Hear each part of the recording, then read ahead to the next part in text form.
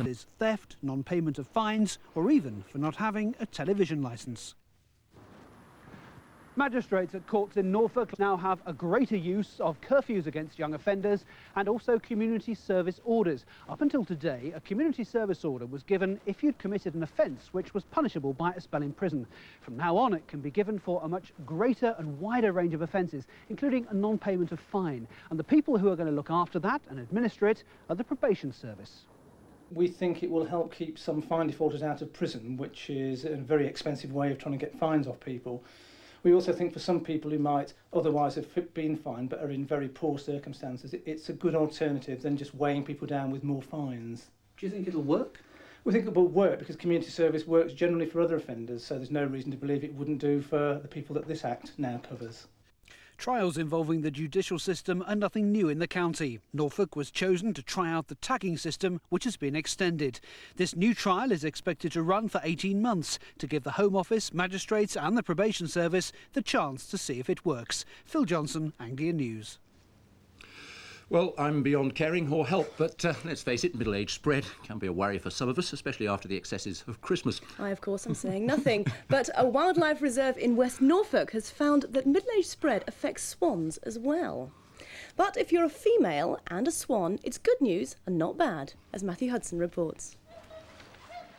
For the uninitiated, it's impossible to tell one swan's behind from another. But bird experts here at Welney Wildfowl Trust have trained eyes. It may be something no gentleman would remark on, but it is a fact. Some female swans develop bigger bottoms than others. But don't feel sorry for the birds with the fuller derrieres, they're the lucky ones. They develop them because they will have a partner who's very attentive to them and make sure nobody disturbs them while they're feeding. So they're happily able to sort of munch along and pile the weight on. So there you have it.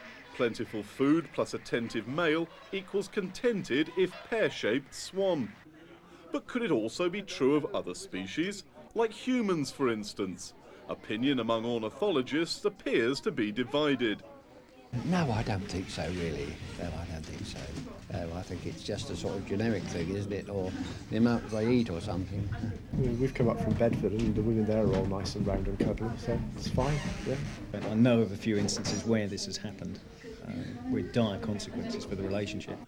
But before chaps with an eye for the curvier female form start adopting swans as role models, be advised, there is a price to pay.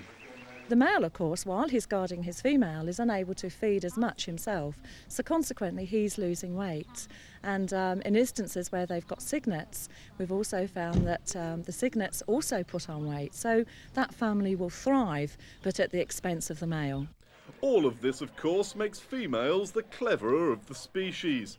Why go out to work when you can stay at home and feather your nest? Matthew Hudson, Anglia News, Welney Wildfowl Trust. Now there's a question. Yeah.